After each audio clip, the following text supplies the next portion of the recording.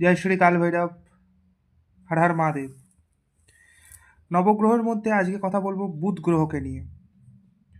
বুধ গ্রহ হচ্ছে আহ, খুব বাচ্চা সুলভ প্ল্যানেট, এটা মানতে হবে। আর বুধ গ্রহ হচ্ছে ব্যালেন্সের প্ল্যানেট। বুধ গ্রহের কাজ হচ্ছে ব্যালেন্সিং করা। এবার বলি, বুধ গ্রহ দুটো রাশির অধিপতি, মিথুন এবং কন্যা। এবং বুধ গ্রহ কন্যা রাশিতে উচ্চস্থ এবং মীন রাশিতে নিচস্থ থাকে। এবার বলি, বুধ যেখানে অবস্থান করে তার থেকে সপ্তমে দৃষ্টি প্রদান করে।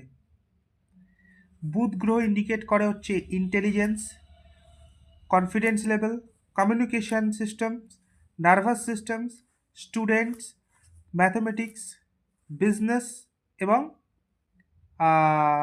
ডিসিশনসকেও।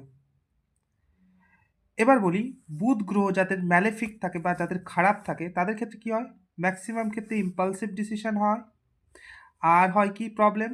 কমিউনিকেশনের প্রবলেম হয়, নার্ভাস সিস্টেমে প্রবলেম হয়, অনেক ক্ষেত্রে নার্ভাসনেস থাকে, কনফিডেন্স লেভেল লো থাকে, কনফিউশন বেশি থাকে, ডিসিশন নিতে প্রবলেম হয়, এবং যেগুলো ডিসিশন নেওয়া হয় ইম্পালসিভ ডিসিশন যেগুলো হয় সেগুলোতেই ইন্টেলিজেন্স ফেলিয়ার হয়।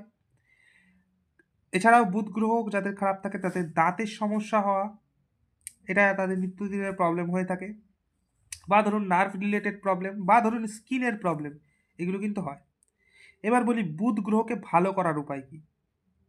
ফার্স্ট হচ্ছে পাখিদের সবুজ মুগ ডাল খাওয়ার, বুধ ভালো থাকবে। কাজে বেরোচ্ছেন, একটু মৌরি চিবিয়ে কাজে বেরোন, বুধ গ্রহ ভালো থাকবে। বাসি মুখে একটা করে যদি এলাচ খান, বুধ গ্রহ ভালো থাকবে। স্নানের জলে যদি একটু মৌরি মেশান, বুধ গ্রহ ভালো থাকবে। স্নানের পরে মাথায় কেওড়া জল, যেটা পুজোয় ব্যবহৃত হয়, সেই কেওড়া জল যদি একটু মাথায় ছেটান, বুধ গ্রহ ভালো হবে। হাতের ভেনাস মাউন্ট, এই মার্কারি মাউন্ট অর্থাৎ বুধ পর্বতে 5 গ্রিন কালিতে লিখে সার্কেল করে রাখুন, তাতেও বুধ গ্রহ কিছুটা পজিটিভ রেজাল্ট দেবে। সবুজের ব্যবহার বাড়ান, গাছেদের সাথে একটু কথা বলুন, গাছেদেরকে জল দিন, বুধ গ্রহ অটোমেটিক ভালো হবে। ভালো থাকবেন, ভালো রাখবেন। জয় শ্রী কাল ভৈরব, জয় শ্রী মহাকাল।